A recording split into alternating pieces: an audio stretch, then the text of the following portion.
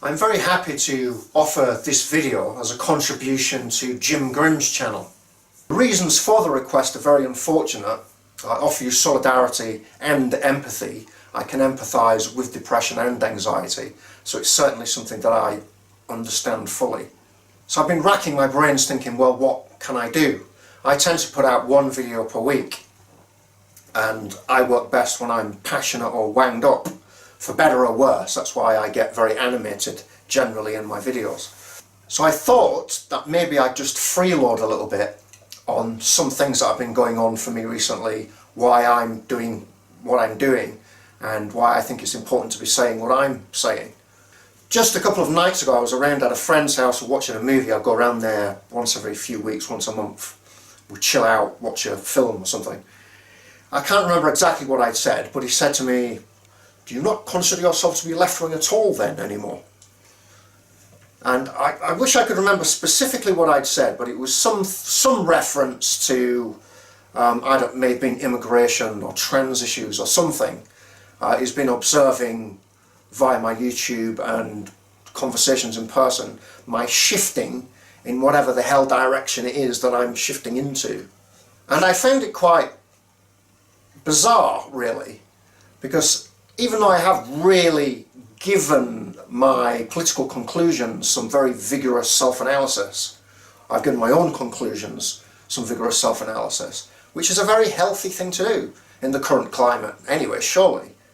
It's just what I've recognised in the left is that they just blindly adhere to theory and dogma. I was in a Trotskyist party for 18 years. And every single one of the members will say exactly the same thing, exactly the same catchphrases, exactly the same memorised spiel, dropping the dates and the facts and the figures and the theoretical interpretations. It can sound very impressive. In fact, a few years ago I was very polished up with that rhetorical shit myself. But surely it's a very unhealthy thing if every single one of those members, from Land's End to John O'Groats, is saying exactly the same thing, dropping in the same jokes. There's no free thinking, there's no individuality. None of the conclusions are the actual conclusions or the actual opinions of those individuals within that organisation, apart from a few people at the top. People on the left have just accepted dogma, standardised interpretations of reality and standardised positions which are written in stone and are articles of religious faith, essentially. The left has been in the wilderness years for approximately 30 years.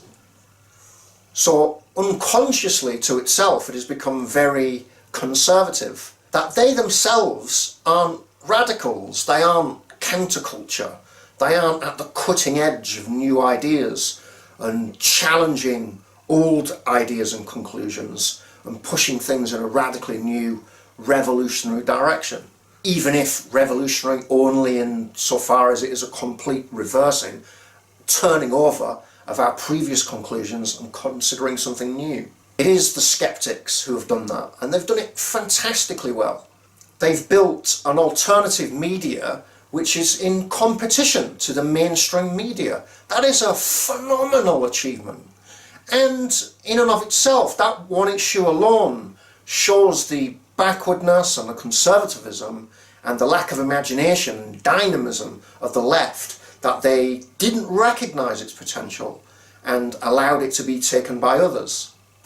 And quite often all of these people and all of these voices are just lumped as being alt-right or far-right, which some of them are, but many of them are not. And when listening to what they say, it's incredibly challenging, their new and original and counterculture ways of reapproaching a variety of issues.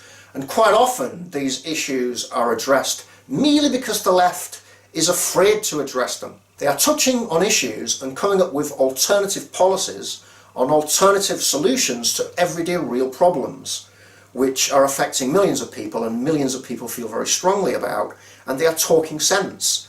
I'm often in agreement with them. Certainly what they're calling out about the left, and without question what they're calling out about the social justice warriors. So there are major problems with multiculturalism.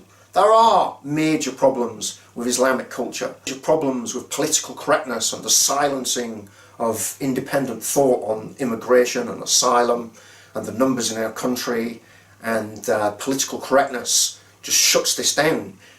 And as a consequence, we're handing credibility increasingly to these people because of our silence, our political correctness, and our fear and our conservatism. It might sound strange to call the left conservative, but they are, albeit it's a particular kind of conservatism, closed-mindedness, blinker-visioned responses to the realities in the world and the realities of everyday people. And underlying all of this for me is the absence of working class people, working class voices, and working class experiences. I predict that what is going to happen is that the left and the right and the radical alternative skeptics at some stage will all be pushed to a side, as it is working class people reaching breaking point, and they decide it's now time for us to act. And when they do act, they do suddenly find that they are very capable, that their experiences are very valid, that their natural talents based on their life experiences, their abilities, just having to deal with the complexities and hardships of life, actually shape them into people who are more than capable of dealing with problematic issues when they do take place. A video that proves this in practice is my video on the headscarf revolutionaries. In microcosm, this is what I predict will happen with the class. But it's not going to be dominated by the left. I think it will develop and manifest and strike in a sideways direction.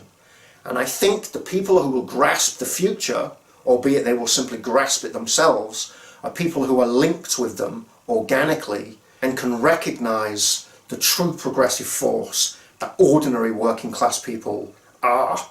That will be the game-changing moment. It is the failing both of the left and the right and the classical liberals, for want of a better word, the rebel skeptics, that none of them currently are in any way, shape or form adequately addressing that. It's my opinion that documentaries like The Red Pill, focusing on men's rights activism, are at the cutting edge of new ideas and new ways of interpreting reality and social reality in the West. This is radical, this is game-changing, and these are incredibly important and incredibly valid manifestations of what is really going on under the surface. Again, those areas which the left are just too lily-livered to touch upon or to talk about. So I predict at some stage a momentous explosion of working class organic involvement. That will be the truly red-pilling moment. That will then be the game-changing moment for the whole landscape. Thank you for listening. I'm Articulate Chav. I hope you didn't find me just waffling off and freeloading too tiresome.